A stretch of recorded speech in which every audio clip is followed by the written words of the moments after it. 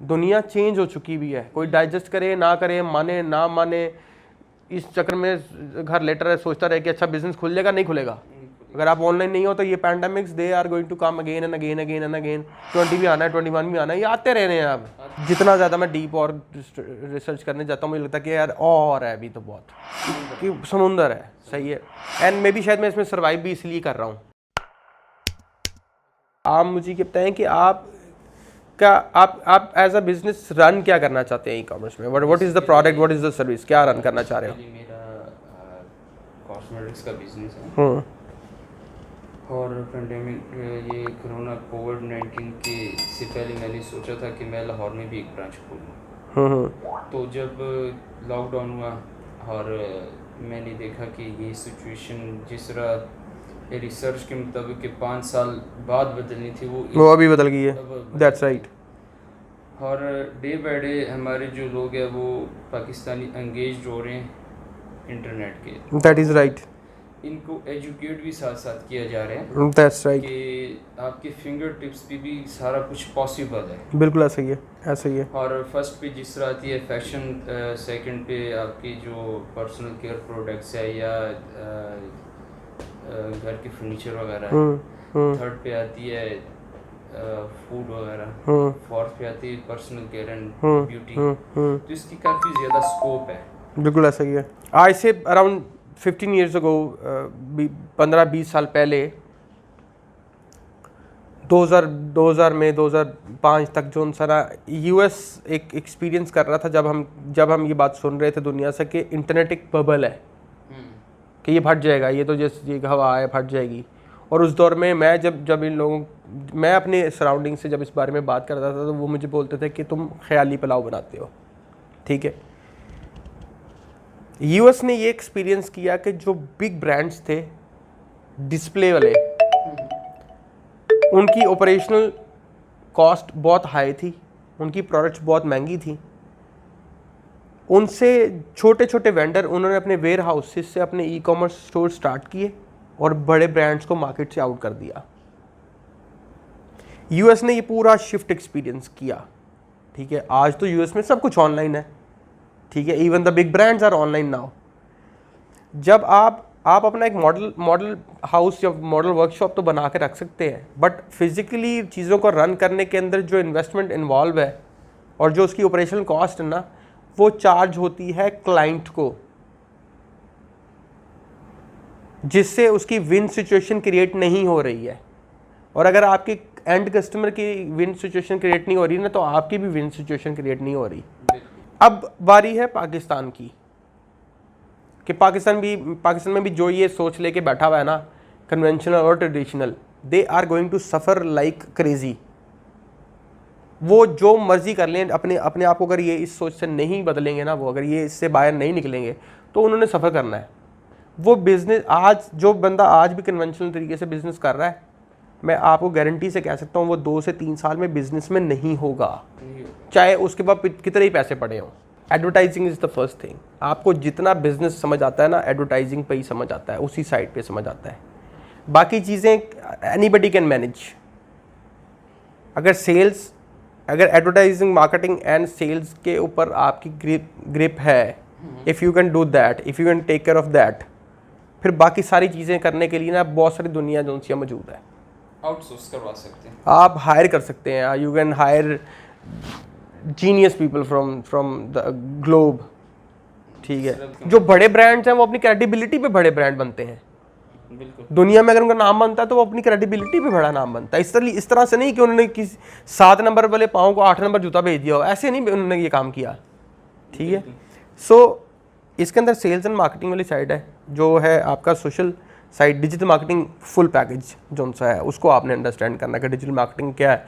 अगर आपने अपनी प्रेजेंस बनानी है, अगर बिजनेस बिल्ड करना है, अगर स्केल करना है, अगर if you want to really target the right audience, if you really want to sell big numbers, ठीक है, तो उसके लिए आपने डिजिटल मार्केटिंग अंडरस्टैंड करना है। डिजिटल मार्केटिंग में जो सा एसईओ वाला, आई एम नॉट सेइंग कि आप एसईओ पूरी समझ लें सर्च इंजन का, लेकिन बेसिक अगर आपको नहीं पता होगा, लेट्स से आपकी अब सर्च इंजन का क्या प्रॉब्लम है कि आपके कॉस्मेटिक्स हैं, ठीक है, आपने अपनी वेबसाइट लॉन्च कर दी, ठीक है, हज़ारों वेबसाइट्स, करोड़ों वेबसाइट लॉन्च होती हैं, लेकिन वो अननोन रहती हैं। उसकी रीज़न, उसकी रीज़न ये है कि अगर आपको अपने कीवर्ड्स के बारे में खुद नहीं पता ना कि आपकी ऑडियंस क्या सर्च कर रही है आपकी प्रोडक्ट्स के लिए, वो कौन सी सर्च क्यूरीज डालती है आपकी प्रोडक्ट्स को ढूंढने के लिए, और आप जेनेरिक कीवर्ड्स डाल देते हैं, तो फिर आप then you are going to spend money on it as well.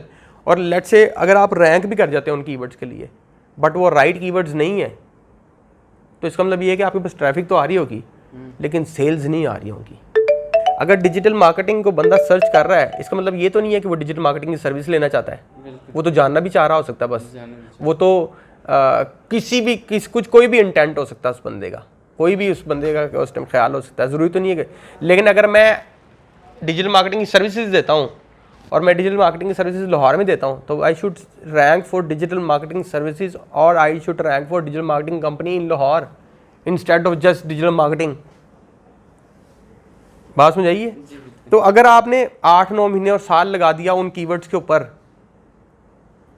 जो आपके राइट कीवर्ड्स नहीं है, तो साल बाद कहाँ खड़े होंगे आप। सो आपको पता होना चाहिए इसके बारे में, अगर टीम को रख के आप काम भी करवाएंगे लेट से उसके लिए। इसी तरह सोशल मीडिया साइट पे अगर यहाँ पे कीवर्ड्स आपके फाइनल हो जाएंगे तो वहाँ पे भी आपके कीवर्ड्स फाइनल होने हैं। मेरे सर्कल में समटाइम्स अराउंड लोग क्या करते हैं कि अपने पेजेस को बिल्ड करने के लिए या अपने सोशल मीडिया को बिल्ड करने के लिए वहाँ पे कोट ऑफ द डे डालना शुरू कर देते हैं। कोट ऑफ द डे, अब आप कोट ऑफ द डे डाल रहे हो और आप डालते जा रहे हो, क्या कोट ऑफ द डे डालने से आपकी ऑडियंस जो आपके पेज को लाइक और फॉलो कर रही है ये वही ऑडियंस है जो आपसे प्रोडक्ट बाय भी करेगी? नहीं, ये तो जेनेरिक ऑडियंस है। So the content should be around your products and around your customers. तो ये आपको एग्जैक्टली पता होगा तो आप करेंगे ना। अब हमें तकरीबन 3-4 साल हो गए कंटेंट प्रोड्यूस करते हुए, और इसकी नीड मुझे इस तरह से महसूस हुई कि मुझे ये लगा कि मुझे अगर यहाँ पहुँचते 17 साल लगे हैं तो उसका क्या प्रॉब्लम था। वो प्रॉब्लम क्या था? वो प्रॉब्लम ये था कि गाइडलाइंस, जैसे आपने कहा कि गाइडलाइंस नहीं थी। तो मुझे इतना समझ आ गई कि यार सबसे बड़ा प्रॉब्लम ये है कि अगर कोई बंदा बहुत भी विलिंग है ना तो उसको बताने वाले कोई नहीं है, बताने वाले। और वो जब खुद पता लगाएगा तो उसमें समटाइम्स तो वो 2-3 साल भी लग जाते हैं ना। जो बातें मैं इतनी आपको बोल गया, समटाइम्स इनको अंडरस्टैंड करते करते 4-4, 5-5 साल निकल जाते हैं। बिल्कुल निकल जाते हैं। तो वो नहीं निकलने चाहिए। अगर ये इतनी ही इन्फॉर्मेशन है, अगर ये एग्जिस्ट करती होती तो मैं 17 साल जहाँ पे आज मौजूद हूँ शायद मैं इससे बहुत आगे होता, बहुत आगे। ठीक है, लेकिन वो इन्फॉर्मेशन ना एग्जिस्ट करने की वजह से, और वो मेरे लोकल लोगों में एग्जिस्ट ना करने की वजह से हुआ है। सो मुझे 3 साल 3.5 साल पहले ये समझ आया कि यार अगर मैं चाहता हूँ कि मैं पाकिस्तान की इकॉनमी में वाकई कंट्रीब्यूट करूँ तो फिर मुझे सबसे पहले जो इंसान है इसके अंदर वो कंटेंट क्रिएट करना है जिसके बारे में लोगों को पता नहीं है। कि करना तो चाहते हैं, आप करना चाहते हैं, आपके साथ और लोग भी करना चाहते हैं, हम पाकिस्तान के लिए करना चाहते हैं। बिल्कुल पाकिस्तान हमारा तो चल भी रहा है, चल भी जाएगा, ठीक है, लेकिन हम चाहते हैं कि जैसे आपने ये लफ्ज़ बोला तो मुझे ये बात ट्रिगर हुई ना कि मैं बड़ा, तो बड़ा करना हम चाहते हैं बड़ा करना, लेकिन क्योंकि हमारे पास वो बिल्कुल भी बेसिक लेवल पे भी कंटेंट किसी जगह पे भी एग्जिस्ट नहीं करता, कोई बंदा किसी को बताना चाहता ही नहीं है। और वो उनको ये लगता है कि अगर मैंने किसी को कोई इन्फॉर्मेशन दे दी तो ये ना हो जाए कहीं कि यार ये मेरा कंपटीशन बन जाए। ओ कंपटीशन, कम ऑन। मुझे लोग कहते हैं कंपटीशन, मैं कंपटीशन पे बिलीव नहीं रखता। मुझे नहीं लगता कि कोई कंपटीशन, अगर कंपटीशन अगर एग्जिस्ट करता हो तो शायद दुनिया आज से 100 साल पहले मर गई होती, बड़े ब्रांड सब कुछ बेच के होते। ऐसा नहीं है। जब रिस्क का वादा अल्लाह ताला का है तो वो सबको मिलना है, ठीक है। सो कंपटीशन नहीं एग्जिस्ट करता। हाँ, ये एग्जिस्ट ज़रूर करता है कि जो ज़्यादा एफर्ट करेगा उसको ज़्यादा मिलेगा, जो कम एफर्ट करेगा उसको कम मिलेगा, ये एग्जिस्ट करता है। बेसिक जब आप क्योंकि कस्टमर किसी का लॉयल नहीं है, नहीं, वो किसी का भी नहीं है। कस्टमर जब एक फिजिकली बाजार में जाते हैं तो वो पहले 10-15 शॉप्स विजिट करते हैं जहाँ पे उसको रेट कम लगे, देन वो परचेज करते हैं। बिल्कुल ऐसा ही इसी तरह के जो भी, क्योंकि आपने बिल्कुल सही कहा कि जहाँ पे कस्टमर का फ़ायदा होना, पहले कस्टमर का फ़ायदा फिर आपका फ़ायदा, बिल्कुल ऐसा ही है, फिर रिकरिंग रेवेन्यू जनरेट करते हैं। That's right. फिजिकली जैसे ये गिलास है फिजिकली स्टोर पे 200 का और मैं इसको 250 पे लगाऊं तो मेरे पास कोई भी नहीं आएगा लेने ऑनलाइन। बिल्कुल ऐसा ही है। अगर इसको मैं 180 में बेचूंगा तो पॉसिबल है। बिल्कुल ऐसा ही है, बिल्कुल ऐसा ही है, ऐसे ही है। और उसमें से आप सिंपली अपना फिजिकल सेटअप निकाल देंगे तो आप वो 180 पे कर सकते हैं, 180 पे कर 100% कर सकते हैं। लॉजिस्टिक खर्चे आते हैं कि यहाँ से डिलीवर देन वहाँ, तो आप डायरेक्टली कंपनी से माल खरीदें और डायरेक्ट, बिल्कुल B2C, बिल्कुल ऐसे ही है, B2C। B2C और B2C में ना मैं ये मानता हूँ कि B2B के अंदर ना B2B और B2C के अंदर जब रिलेशनशिप होता है B2B एंड B2C, तो उसके अंदर जो बीच वाला B है ना उसको काट देना चाहिए। उसको यार वो नहीं सही है। मिडल मैन का प्रॉब्लम क्या है, मुझे क्या लगता है, मुझे ये लगता है कि मिडल मैन ना इस तरह का होता है ना इधर का होता है। ऐसा बंदा नुकसानदेह होता है जिसका कोई भी घर ना हो, वो ना उसको फ़ायदा देगा ना वो उसको फ़ायदा देगा। अगर फॉर एग्जांपल उसकी एक बिज़नेस का ये नुकसान है कि उसको पैसे तो मिले लेकिन अगर उसका कस्टमर अनहैप्पी है, उसको ये नुकसान है। एक कस्टमर का नुकसान है कि उसको चीज़ तो मिली लेकिन वो सेटिस्फाइड नहीं है, लेकिन बीच वाले को इसकी परवाह नहीं है। लेकिन जब B2C डायरेक्ट होता है ना, तो कस्टमर को बिजनेस से और बिजनेस को कस्टमर से, दोनों को एक दूसरे से एक रिलेशनशिप होता है और वो टेकर करने की कोशिश करता है। लेकिन वो मिडिल मैन जो है ना, वो दोनों को भी डुबो देता है, वो ब्रांड भी ख़राब कर देता है और वो कस्टमर को भी ख़राब करता है। जितना यानी कि एक यूनिक तरीके से करेंगे उतने यूनिक तरीके से आपको रिजल्ट मिलेगा। That's right.